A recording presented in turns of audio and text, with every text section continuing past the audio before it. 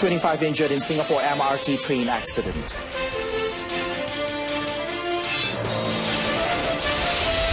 MCA Division Youth Chief loses family members in a fire.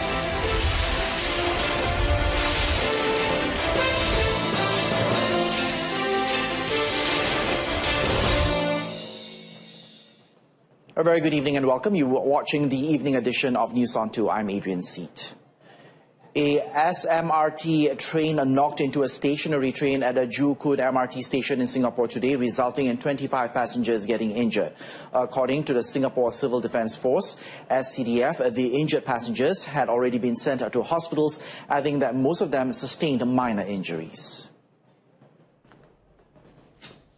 SCDF said it was alerted at 8:33 a.m. on the accident at the station on the westbound direction towards the Tuas Link. The Joo Koon station is on the east-west line, popularly referred to as the Green Line, and has 35 stations between the Tuas Link and Changi Airport. The incident happened at the time that the Circle Line, better known as the Yellow Line, was affected by delays, which the SMRT attributed to a signal fault at about 6 a.m.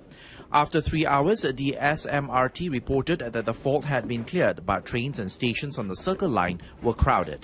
It said that to minimize the congestion, free regular bus services had been provided for the Yellow Line as well.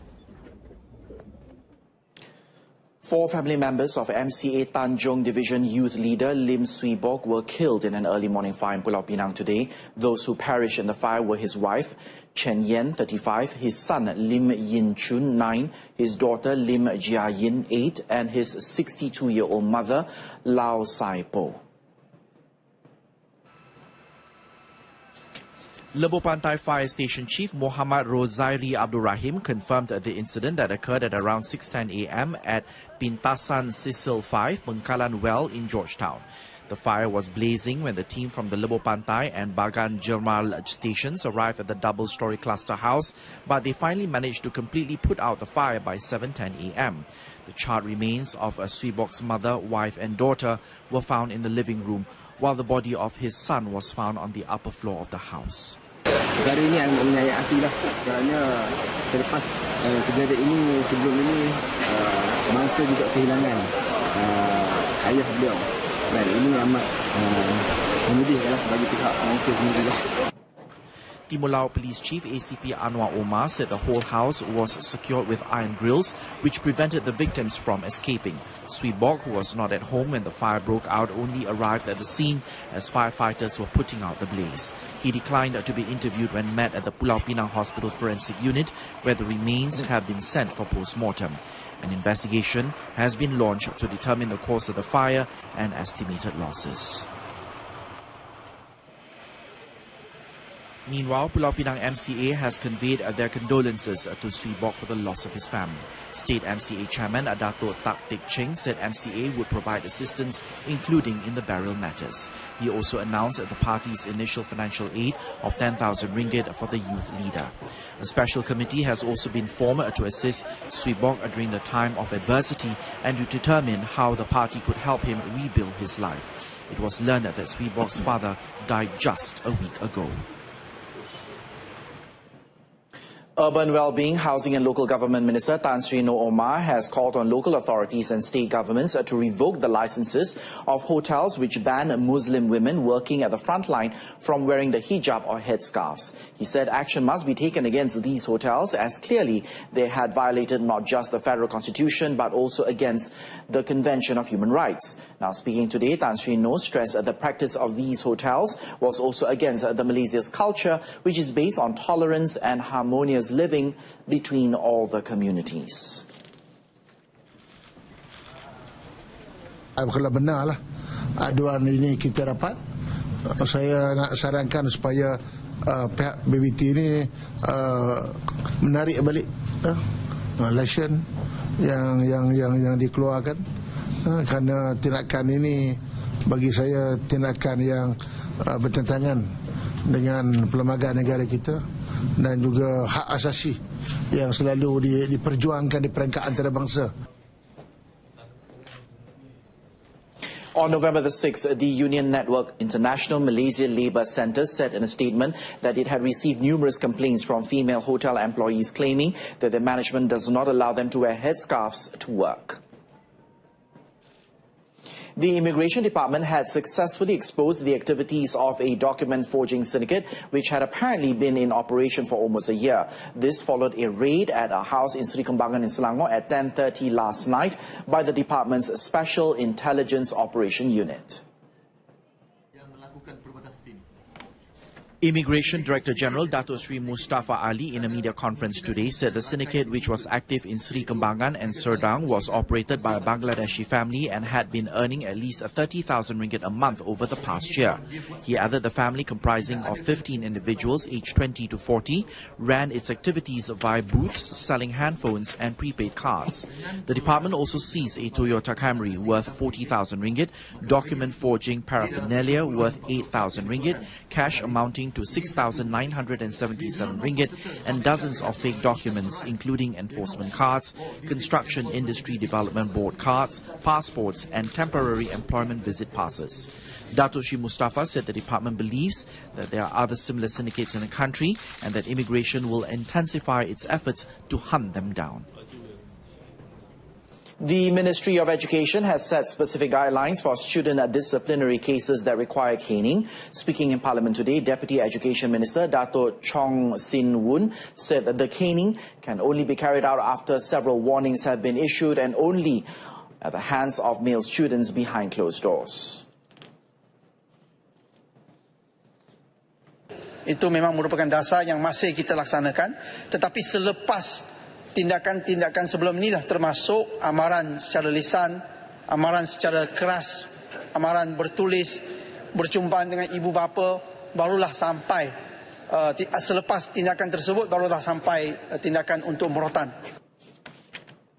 Commenting on the trends for other offences such as bullying, threatening, assaulting students, extortion and school expulsions, Dr. Jong said there was a decline from 2012 to 2015. However, those cases rose again in 2016 but dropped this year.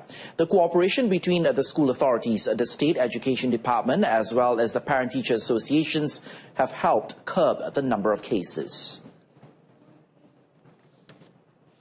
The Education Ministry sees a serious need for the maintenance of diesel generators or gensets used in rural schools throughout the country. Speaking in Parliament today, Deputy Education Minister Dato Chong Sin Woon noted that the ministry was aware that some gensets were already worn out and needed to be replaced. The Deputy Minister also noted that the ministry had begun implementing other methods to supply electricity to the schools, either via extending the power supply from the power grid or alternative off-grid solutions such as solar or solar hybrid systems. Memang ada berlaku genset-genset yang telah lama. Kita telah masuk ke fasa 5 pembekalan elektrik berdasarkan kepada genset diesel. Ada genset yang sudah uzur yang sekarang telah mula diganti. Kontrak yang kita berikan kepada syarikat adalah memasang solar panel hybrid bersama dengan solar panel dan penggunaan genset diesel. Pada masa yang sama, kita juga sedang menyambung bekalan elektrik kekal untuk sekolah-sekolah yang mempunyai bekalan elektrik kekal grid yang berdekatan dengan sekolah tersebut. He was responding to Kanowit MP Dato Aaron Ago Anak Dagang, who raised the issue of maintenance problems faced by rural schools who rely on gensets for electricity. He added that gensets maintenance works would continue according to the schedule agreed between the ministry and the appointed contractors. The habitual sharing of private information online amongst Malaysians is one of the key contributors to personal data theft. Communications and Multimedia Deputy Minister Dato Sri Jailani Johari said internet users tend to divulge too much personal information on social media, which is the main cause of data leak and hacking of personal information. Inilah apabila kita melihat ruangan-ruangan tersebut, kita jangan simply klik pautan-pautan yang kita tidak pasti kesahihannya, dan yang ketiganya menggunakan teknik melalui sosial media, iaitu memanipulasi maklumat melalui laman web sosial media. Ada lebih baik sekiranya apabila kita diminta untuk melanggani apa-apa pun, tak semestinya kita memberikan maklumat secara jujur. Mungkin kita boleh tipu sikit, tapi bagi mengelakkan kejadian ini berlaku. Dato Sri Jailani also advised the public to set alpha binary passwords to prevent hacking. The ministry has also published a 2015 Personal Data Protection Standard Book, which outlines the safety steps while processing personal data aimed at avoiding the user's personal data from being tampered, modified, accessed or disclosed without permission or inadvertently and destroyed. Speaking in Parliament today, he said the usage of internet increased from 89.3% compared to 80% last year. Personal Data Protection Act 2010 or Act 709 is used by various major national sectors and industries in ensuring the principle of protection of the user's personal data should be adhered to. Deputy Communications and Multimedia Minister Dato Sri Jailani Johari said between January and November, 3 cases of disclosure of personal data without the consent of data users through any platform, including internet, were charged in court and sentenced under Section 130 of the Personal Data Protection Act 2010 or Act 709. Selain daripada tindakan mahkamah jabatan, turut proaktif dalam menjalankan aktiviti jangkauan kepada masyarakat awam bagi memupuk kesedaran berhubung tata cara pemrosesan data pribadi bagi tujuan komersial ini. Dato Sri Jailani, in reply to a question by Kulai MP Teo Ni Ching in Parliament today, said that Act 709 also includes communications, banking and financial institutions, insurance, health, transportation, tourism and hospitality. The Act also ensures that personal data protection is not misused, including general principles, notices and options, disclosures, security, storage, data integrity and access. The Special Cabinet to tackle rising cost of living regularly discuss various strategies based on the National Blue Ocean Strategy or NBOS to resolve urban poverty in a holistic manner. Speaking in Parliament today, Domestic Trade, Cooperatives and Consumerism or KPDN-KK Deputy Minister Dato Henry Sam Agong cited the Cabinet's Joint Price Committee is tasked with collecting and distributing corporate social responsibility funds for this purpose.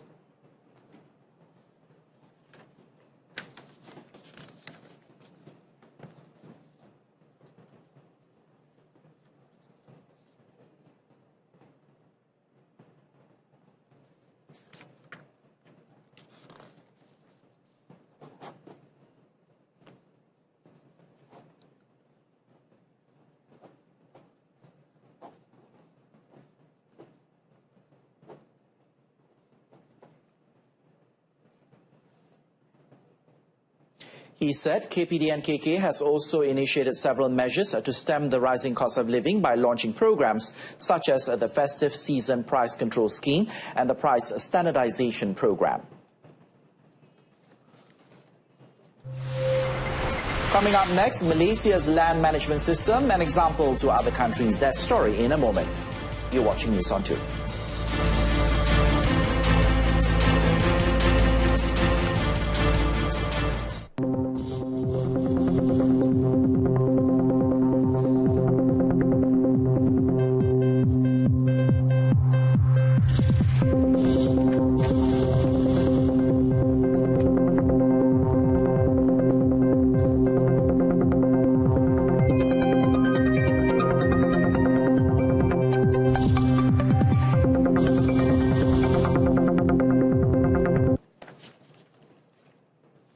Thanks for staying with us. As we continue with the bulletin, let's take a look at the latest weekly fuel price effective midnight.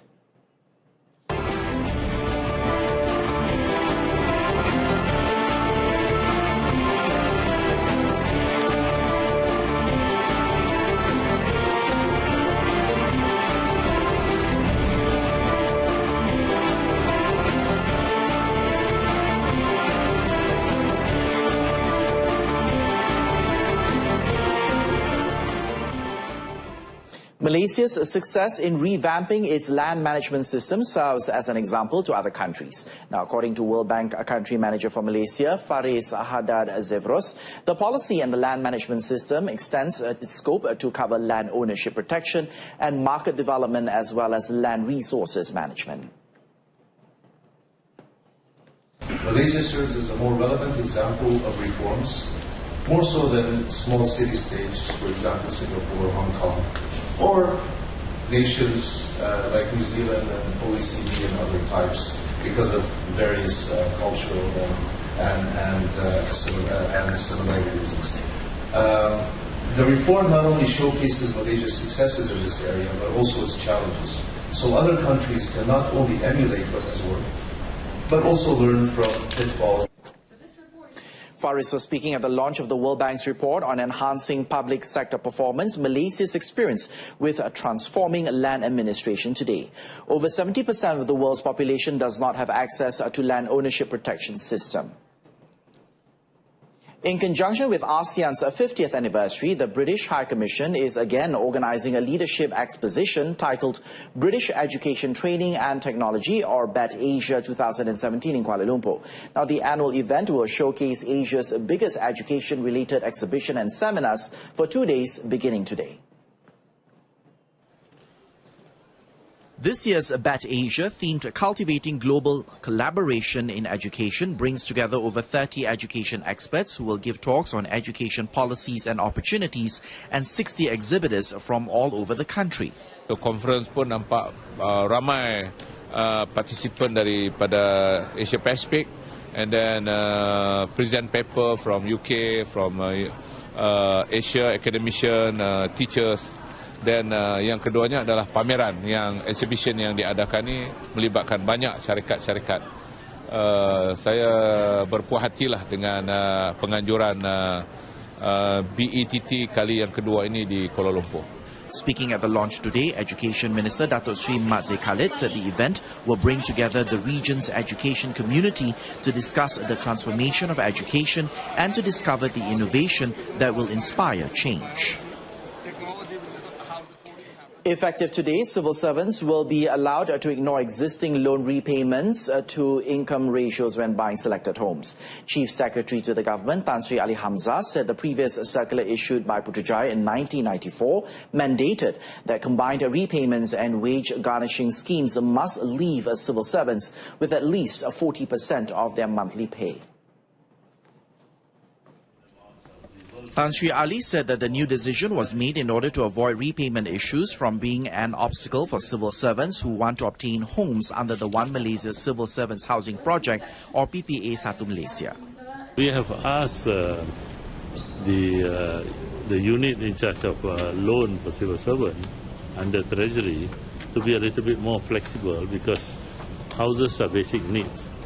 So at times when they have already reached the 60 level, they can't borrow for housing.